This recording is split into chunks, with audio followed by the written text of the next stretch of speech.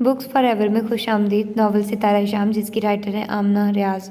उसकी ये 48वीं एपिसोड है। तो आइए जल्दी से स्टार्ट करते हैं इस एपिसोड को बगैर किसी देर के। तो मामले की नज़ाकत को समझ ही नहीं रही हो मावा, समीना ने झुंझला कर कहा था। ठीक कह रही हैं आप, मावा ने साबका अंदाज में कहा था। वो तन्वा के कमरे में मौजूद बड़े से संघार मेज़ के सामने खड़ी लिपस्टिक लगा रही थी। आज हरम की रस्में मेहंदी थी। सब लड़कियां भाभियां तन्वा के कमरे में तैयार होने के लिए जमा थी। सबकी मौजूदगी की वजह से मावा को बहुत आहिस्ता आवाज़ में बात करना पड़ रही थी।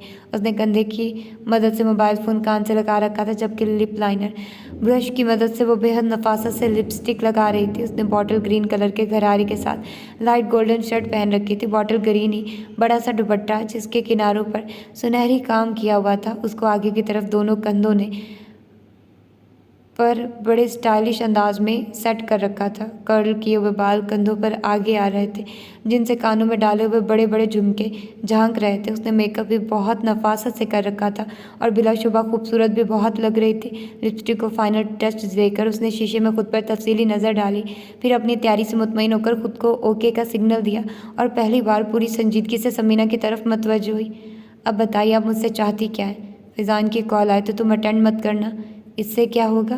फिजान मायूस होकर दोबारा राब्ता नहीं करेगा, और अगर वो हवेली आ गए तो ऐसा नहीं होगा।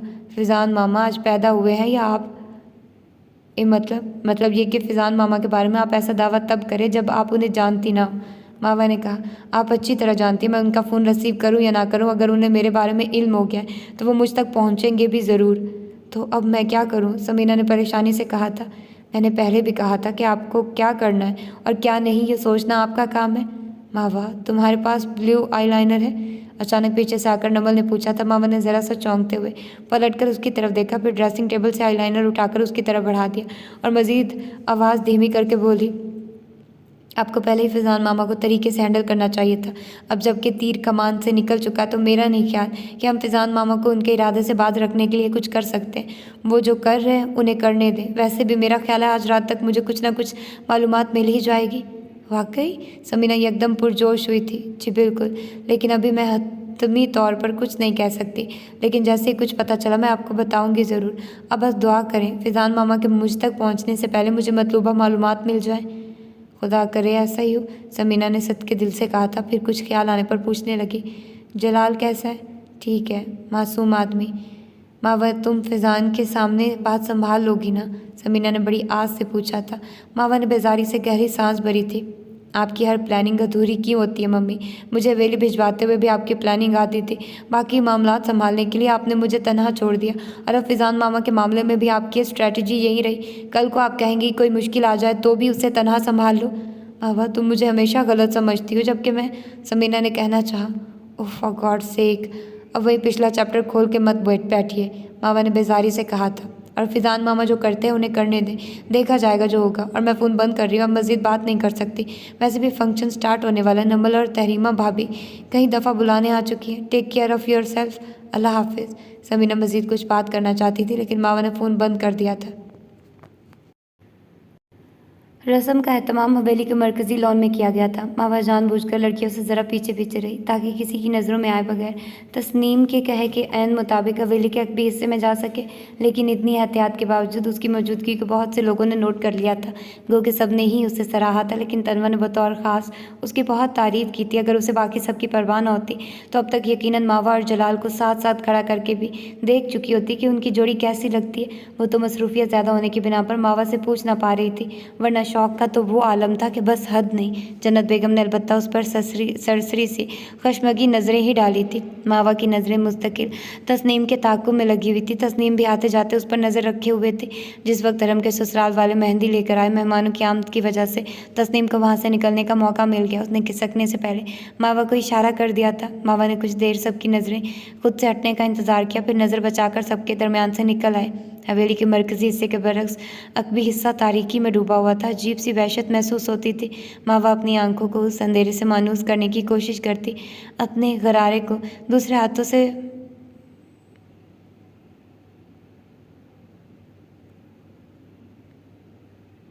मगर बड़े बेढबे तरीके से ज़रा सा ऊपर उठाए एहतियात से आगे बढ़ रही थी। ये लिबास से आलिया ने उसके लिए बनवाया था और उसे ये रिवायती सा लिबास पसंद भी बहुत आया था। ऐसा लिबास पहनने का उसका पहला तजुर्बा था और वो इस तजुर्बे से लुत्फ़अंदोज़ भी हो रही थी। लेकिन इन सब बातों के बावजूद उसे चलने फिरने में भी अच्छी खासी दिक्कत का सामना करना पड़ रहा था। इससे कबल कि वो मायूस होकर वापस पलटती, नीमवा दरवाजे से निकलती जर्द रोशनी ने उसे मतवज्जे कर लिया। अंधेरे में जुगनू के मुतरादिफ थी ये रोशनी। वो तेज़ी से उस तरफ बढ़ी। दरवाजे पर उंगलियों का ज़रा सा दबाव डालते ही दरवाज़ा खुलता चला गया था। मावा ने अंदर दाखिल होकर जल्दी से दरवाज़ा बंद कर दिया था। शुक्र है तस्नीम, तुमने लाइट जला दी, वरना इतने अंधेरे में तो मैं किसी दीवार को ही टक्कर मारने लगी थी। हस्बे आदत तेज़ तेज़ बोलती वो जूँ ही पलटी तस्नीम की जगह खुद से महज चंद कदम के फासले पर खड़े ढांचा नुमा वजूद को देखकर बुरी तरह डर गई और उल्टे कदमों बंद दरवाजे से जा लगी। वो जो कोई भी था बेहद ज़ईफ़ और मदकोक था। उसकी बड़ी बड़ी आंखें कमज़ोर जिल्द से बाहर उबलती हुई महसूस हो रही थी। वो टिकटिकी बांधे मावा को देख रहा था। अपनी तमाम तरारी के बावजूद मावा को उससे बुरी तरह खौफ महसूस हो रहा था। उसने चाह के चीख कर तस्नीम को आवाज़ दे, लेकिन कुव्वत गवाही ने उसका साथ देना बंद कर दिया था। उसके अलग से कुछ अजीब अजीब आवाज़ें भी आ रही थी जिनका मफहूम समझना मुश्किल था, लेकिन उसके देखने का अंदाज़ कहता था कि वो अनकरीब हमला करने वाला है। तभी वो रेंगता हुआ उसकी तरफ बढ़ने लगा। मावा का रहा सहा हौसला भी जवाब दे गया। उसने बंद दरवाजे की तरफ देखते हुए बामुश्किल थूक निकला और इतनी हिम्मत जमा की कि किसी को मदद के लिए पुकार सके। लेकिन इससे पहले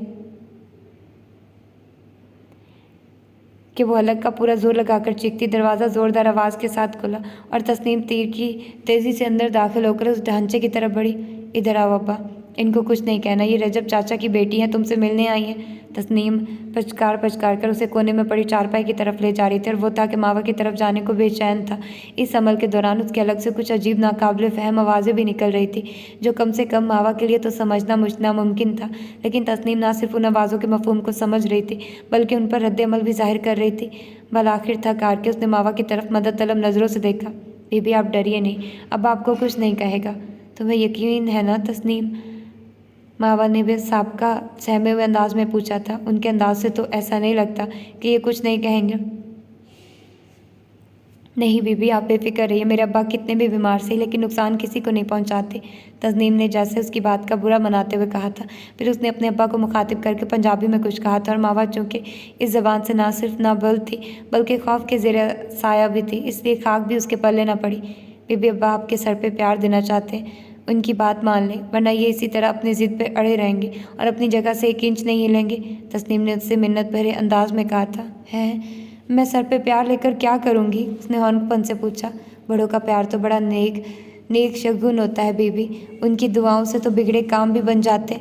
तस्नीम ने जैसे उसे लालच दिया था। अच्छा, लेकिन मावा अभी भी तजब्जुब का शिकार थी और उलझन भरी नज़रों से उस बूढ़े और हवास पाख्ता शख्स को देख रही थी।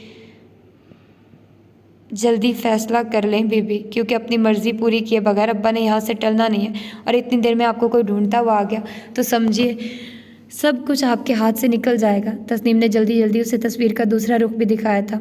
मुझे तो फिर आपके पास तो क्या शायद इस हवेली के पास भी भटकने ना दिया जाए। बात दुरुस्त थी, मावा के दिल को भी लगी। तभी सारी हिम्मत मजतमा करती दो इंतहाई मुख्तसर कदम आगे बढ़ी।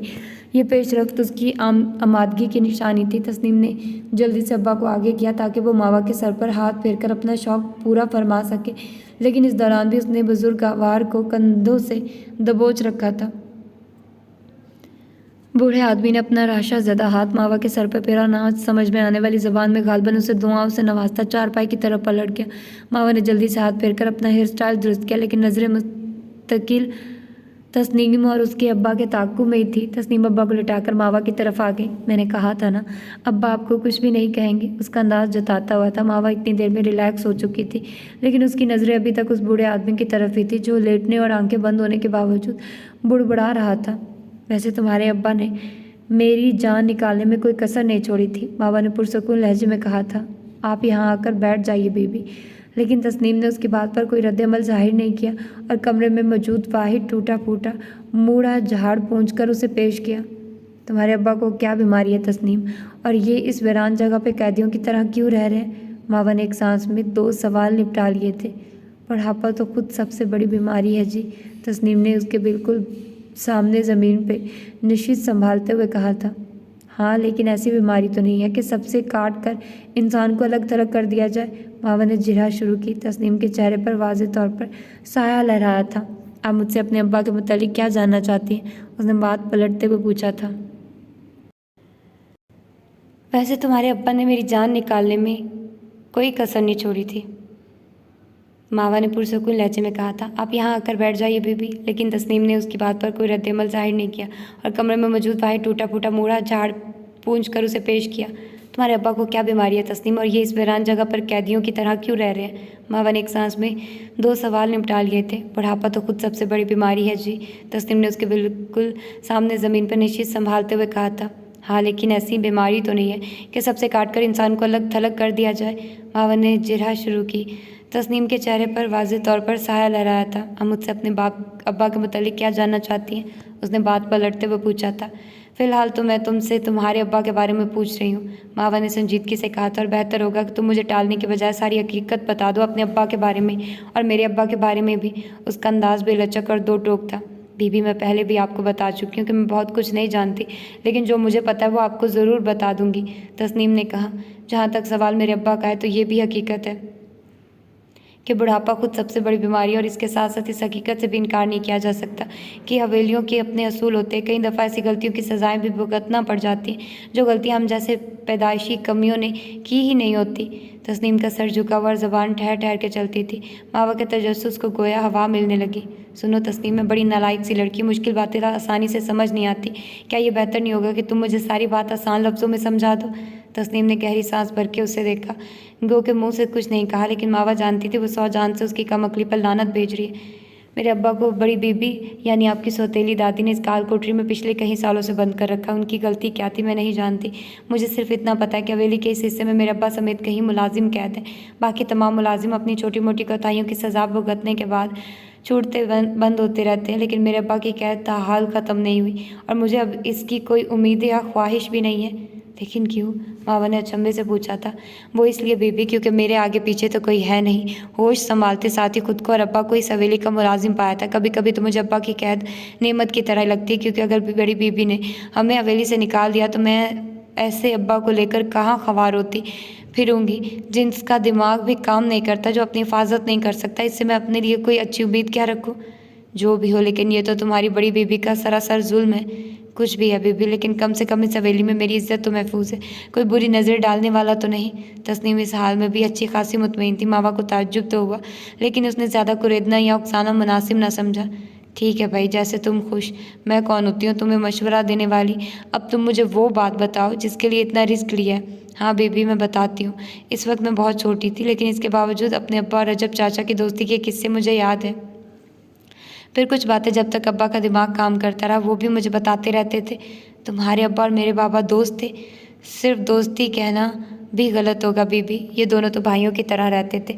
आप सोचती होंगी नौकर और मालिकों में कैसा भाईचारा, तो ये हकीकत है जी। उस वक्त तो रजब चाचा और उनकी बीवी भी यहाँ नौकरों की तरह ही रहते थे। बड़ी बीबी ने, सच्ची बात है, उन दोनों पे बड़े जुल्म ढाए थे। अब्बा कहता था ऐसा सलूक तो कोई अपने दुश्मनों से भी ना करता होगा जैसा बड़ी बीबी इन दोनों से करती हैं। अच्छा, मसलन ऐसा क्या करती थी? मावा ने पूछा। तस्नीम आगे उसे वही तफसीलात बताने लगी जो वो मम्मी से सुनती आई थी, लेकिन तस्नीम से सारे हक़ाइक़ को उगलवाने के लिए इससे ये सब सुनना ज़रूरी था ताकि गुफ्तगू के बहाव में वो सब उगलती चली जाए। तस्नीम बोल रही थी, उसकी आवाज़ सरगोशी से ज़्यादा महसूस न होती। मावा को उसकी बात समझने के लिए हमतन गोश होना पड़ रहा था और अपनी अपनी मसरूफ़ियत में गुम उन दोनों के वहमो गुमान में भी ना था कि चारपाई पर लेटे नहीफ़ नज़ार होशो खर्च से बेगाना वजूद को उसका लाशऊर माजी के वीरानों में पटखेनियाँ देता फिर रहा है। ये बरसात के दिन थे, लेकिन कई दिन गुजर जाने के बावजूद बारिश के नाम पर एक बूंद भी न बरसी थी। आसमान बेरौनक सा महसूस होता। जलते बलते सूरज ने जैसे सारी कायनात के रंग छीन रखे थे। दिन भर और शाम ढलने तक आसमान के महवर पर काली स्याह चीलें गर्दिश करती रहती थी, जिससे वक्त के चेहरे से और नहुसत टपकने लगती। हवा चलती, लेकिन लौ के तपेड़ों से लबरेज। ऐसा लगता मुद्दत से हवा की तरावट को महसूस ही नहीं किया। वो भी एक ऐसा ही दिन था, सख्त तरीन गर्म बेजारी में मुब्तला कर देने वाला और हकीकतन मनहूस। रब नवाज ने सर उठाकर अपनी चंदी आंखों से आसमान का चेहरा टटोलने की कोशिश की, लेकिन इस कोशिश में वो बुरी तरह नाकाम हो रहा था। आसमान आग उगलता था और अपनी तरफ नज़र भर के देखने भी न देता था। रब नवाज गो के घने बरगद के साए में खड़ा था, लेकिन उसे अपना आप ही उस आग से झुलसता महसूस हो रहा था। उसने सामने देखा और दूर तक फैले हुए खेत पानी मांगते थे। उसके चेहरे पर सोच की परछाइयाँ उभर आई थी। बड़ी बीबी, चौधरी फयाज के आदमियों ने फिर हमारी ज़मीनों का पानी रोक दिया है। रब नवाज जन्नत बेगम के सामने मुअद्दिबाना सर झुकाए खड़ा था। जन्नत बेगम ने नागवारी से सर झटका। चौधरी फयाज के आदमी कुछ ज़्यादा ही सर चढ़ते जा रहे। उसका अंदाज झुंझलाहट अमेज़ और पुरसोच था। सब चौधरी की दी हुई ढील है बीबी, और ना नौकरों की क्या मजाल कि ऐसी हरकतें करें। हाँ ठीक कहते हो। रब नवाज को जन्नत बेगम के हाँ में हाँ मिलाने से बड़ा सुकून मिला था। फिर भी वो लोग ये भी जानते हैं कि इन ज़मीनों की सरपरस्त एक औरत है। इस बात ने उन्हें निडर बना दिया। इससे क्या फ़र्क पड़ता है? जन्नत बेगम ने तड़क कर कहा था। कौन सा कोई औरत पहली बार सरपरस्ती कर रही है? तुम जाओ चौधरी फयाज के आदमियों से बात करो। तहम्मुल से बात करके नहीं समझते तो मैं चौधरी से खुद बात करूँगी। जन्नत बेगम ने अपने मखसूस अटल खरे अंदाज में कहा था, लेकिन लहजा उस तनतने से खाली था जो उनका खासा था। शायद इसकी वजह यही थी कि साथ वाले गाँव के आदमियों ने उसके नाक में दम कर रखा था। वो बार बार उसकी ज़मीनों का नाका तोड़ के पानी का रुख अपनी ज़मीनों की तरफ मोड़ लेते थे। रब नवाज की बात उसके दिल को लगी थी, लेकिन एक मुलाजिम के सामने एतराफ़ करना उसकी अना और खुददारी के खिलाफ था। तुम जाओ और उनसे बात करो। जाहिल लोगों को तमीज़ की ज़बान समझ ही नहीं आ रही। अच्छा सुनो, कुछ ख्याल आने पर उसने कहा, अपने साथ रजब को भी लेते जाना। पढ़ा लिखा आदमी है, स्वभाव से बात कर लेगा। रजब के सामने माने या ना माने, दिल में तो एतराफ़ करती ही थी कि रजब में कोई काबिलियत है। बल्कि रजब को मेरे पास भेजो, मैं खुद उसे ताकीद कर देती हूँ कि वहाँ सलीके से बात करें। कब से मुफ्त की रोटियाँ तोड़ रहा है, किसी काम तो आए उसका नाकारा वजूद। उसने नफ़रत से कहा था। रब नवाज सर झुकाकर बाहर निकल गया था। मिल गई फुर्सत। जन्नत बेगम ने रजब को देखते ही हस्बे आदत नाक चढ़ाकर कहा था, मुझे अभी रब नवाज ने आपका पैगाम दिया। रजब अली ने अपनी नागवारी को छुपाकर तहम्मुल से कहा था। यूँ भी जब से वो बीमार हुआ था, किसी भी बात पर मुअतरज़ होना उसने छोड़ दिया था। उसे खुद से ज़्यादा समीना की खुशी और इज़्ज़त प्यारी थी, और जन्नत बेगम की किसी भी बात पर एतराज़ करना हर पल की बेइज्जती को गले लगाने के मुतरादिफ था। इसलिए रजब को यही मुनासिब लगता कि चुपचाप अपनी सौतेली माँ के सामने सर झुकाए खड़ा रहे। खैर अब अपनी हड हरामी को रब नवाज के खाते में तो ना डालो, वो तुमसे कहीं ज़्यादा काबिल और एहसान शनास है। जन्नत बेगम ने साहबका अंदाज में कहा था। रजब खामोश रहा। अब मेरी बात ध्यान से सुनो। रब नवाज कुछ मुलाजमीन के साथ चौधरी फयाज के मुंशी से मुलाकात के लिए जा रहा है। वो लोग हर बार हमारी ज़मीनों का पानी रोक देते हैं। मैं चाहती हूँ तुम वहाँ जाओ और ज़रा तरीके से बात करो। वो जाहिल हो गया, मैं उनके मुंह नहीं लगना चाहती। मामलात संभालना तुम्हारी जिम्मेदारी होगी। जी बेहतर। और सुनो, मेरी बात याद रखना, तुमको वहाँ मैं मामलात संभालने के लिए भेज रही हूँ। ऐसा ना हो सब बिगाड़ कर आ जाओ। अंदाज़ अब भी वैसे ही था, और इस बार रजब को बुरी तरह ताव आ गया था। आपको लगता है मैं मामलात नहीं संभाल सकूंगा? तो मुस्तकीम या मंसूर में से किसी को भिजवा दे, वो यकीनन बहुत बेहतर तरीके से सारे मामले को संभाल लेंगे। ये खुला तंज था कि वो दोनों ही बखूबी जानते थे कि मंसूर में तो परेशान कुन हालात का सामना करने की सलाहियत सिरे से ही है ही नहीं, जबकि मुस्तकीम को जन्नत बेगम ने खुद ज़मीन जायदाद के मामला से किसी मसलहत के तहत अलग रखा हुआ था। जन्नत बेगम का सुलग जाना कुछ ऐसा बेजा भी ना था। अपनी औकात में रहो रजब, और जो कहा जा रहा है सिर्फ वही करो। अपनी तरफ से मशवरे देने की ज़रूरत नहीं है। मैं अपनी औकात पहचानता हूँ। अच्छा होगा बाप भी पहचान ले, रजब ने हिम्मत करके कहा था। यूँ भी वो रोज़ रोज़ की चख चख से तंग आ चुका था। उसे अब देखना था कि हालात क्या रुख लेते। मुझे अब्बा की जायदाद में से अपना हिस्सा चाहिए। आप जितनी जल्दी तड़का मेरे हवाले कर दे उतना ही बेहतर होगा। मैं चौधरी फयाज के आदमियों से मिल लेता हूँ। आप बेफिक्र रहिए, मैं मामलात संभाल लूँगा, लेकिन इस बारे में जल्द कोई फ़ैसला हो जाए इतना ही बेहतर रहेगा। रजब अली दो टूक अंदाज में कहता अपनी टांग घसीटता बाहर निकल गया था। उसने पलटकर जन्नत बेगम के तासुरात भी नहीं देखे। ये उसकी एक और गलती थी। रजब अली रब नवाज के साथ चौधरी फयाज के आदमियों से मिलने आ तो गया था, लेकिन उसने कोई ख़ास लाएमल तैयार न किया था। ये उसकी एक और गलती थी। उसका ख्याल था सीधे स्वभाव से बात की जाएगी और फिर वापसी की राह लेंगे, लेकिन उसकी हैरानी की इंतहा न रही जब बात करते करते अचानक रब नवाज ने उसके कान में रिवॉल्वर निकालने का ख्याल जाहिर किया। पागलपन करने की ज़रूरत नहीं है रब नवाज, जब वो लोग आराम से बात कर रहे हैं तो हमें ये हमाकत करने की क्या ज़रूरत है? रजब ने दरश्ती से कहा था। मवादा वो अपने ख्याल पर अमल न कर बैठे। आपको नहीं पता छोटे चौधरी जी, ये सारे के सारे लातों के भूत हैं। खाली खाली बातों से इनका कुछ नहीं होता। बंदूक की शक्ल देखते ही सीधे हो जाएंगे। रब नवाज ने अपना तजिया झाड़ा था।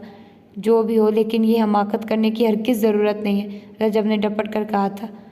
भूलो मत कि हम यहाँ हालात बेहतर करने आए, बिगाड़ने नहीं। लेकिन छोटे चौधरी, रब नवाज ने उकता कर कहा था, मगर साथ ही रजब की हदायत को नज़रअंदाज करते उसने फुर्ती से रिवॉल्वर भी निकाल लिया था। रजब ने झुंझलाते उससे रिवॉल्वर छीनना चाहा, लेकिन उसके हाथ में असला देखते मुखालफी ने अपने बचाव के लिए उन पर लाठियाँ बरसाना शुरू कर दी थी। अजीब सी सूरत हाल हो गई थी रजब के लिए तो बहुत ही परेशान कुन, क्योंकि उसे तो ऐसे लड़ाई झगड़ों की आदत ही ना थी और वो मामला इतना बिगड़ने की तवक्को भी नहीं कर रहा था। इस झगड़े को रोकने का फौरी तौर पर उसे एक बेहतर तरीका समझा और उसने वही आजमाने का सोचते हुए रब नवाज के हाथों से रिवॉल्वर छीनने की कोशिश तेज़ कर दी थी। अपनी मफलूज टांग के साथ ये मुशक्क़त उसे बहुत भारी पड़ रही थी, फिर भी वो पूरी जान से लगा हुआ था, लेकिन उसकी कोशिशें कोई इतनी बराबर साबित नहीं हो रही थी। एन उसी लम्हे जब रिवॉल्वर उसके हाथ में आया, रब नवाज की उंगली ट्रिगर दबा चुकी थी और गोली मुखालफिन के एक आदमी को लग भी चुकी थी। फायर की आवाज़ के साथ चलती हुई लाठियाँ रुक गई थी, लेकिन दरख्तों पर बैठे हुए कौवों ने अपनी पनाहगाहें छोड़ दी थी और सारी कायनात जैसे उनकी मकरू आवाज़ों से भर गई थी। चंद लम्हे बाद सारे माहौल में सन्नाटा फैल गया। वो सब फटी फटी निगाहों से पत्तों से हटी कच्ची ज़मीन पर पड़ी लाश को देख रहे थे। ये क्या कर दिया? पता नहीं किसने कहा था, मगर रब नवाज वो पहला शख्स था जिसके सामने फुर्ती से काम करना शुरू किया था। मामले की नज़ाकत का एहसास होते उसने रजब अली की तरफ देखा, जो अब तक बेयकीनी से उस जख्मी को देख रहा था। यह आपने क्या कर दिया छोटे चौधरी जी? चौधरी फयाज का ख़ास बंदा मार दिया? मैंने नहीं, मुझे नहीं पता ये कैसे चल गई। रजब ने हड़बड़ाकर रिवॉल्वर यूँ छोड़ दी जैसे उस पर कांटे उगाए हों। कोई चौधरी साहब को तो खबर करो, उनमें से एक ने चिल्लाकर कहा था। नहीं, पहले चौधरी रजब को पकड़ो, भागने न पाए। दूसरा चीखा। तीसरा तेज़ी से उसकी तरफ लपका, लेकिन इससे कबल के रजब तक रसाई हासिल कर पाता रब नवाज उसके सामने सीसा पिलाई दीवार बनकर तन गया था। कोई छोटे चौधरी जी को हाथ नहीं लगाएगा। उसका अंदाज जा रहा ना था। छोटे चौधरी जी, आप निकलिए यहाँ से, इन सबको तो मैं संभाल लूँगा, उसने तेज़ लहजे में रजब से कहा था। लेकिन रब नवाज, आप भाग जाइए चौधरी जी, वक्त कम है। रजब ने ममनू नज़रों से उसे देखा और हत्तुल मकदूर तेज़ी से मुखालिफ सिमत निकल गया, इस बात से बेखबर कि वो किसी जुर्म से बचकर नहीं भाग रहा, बल्कि इस तरह मुँह छुपाकर भागने से एक नाकर्दा जुर्म अपने खाते में लिखवा रहा है। तो ये थी इसकी आज की एपिसोड। मिलता है इसकी अगली एपिसोड में। अपना ढेर सारा ख्याल रखिएगा। अल्लाह हाफिज़।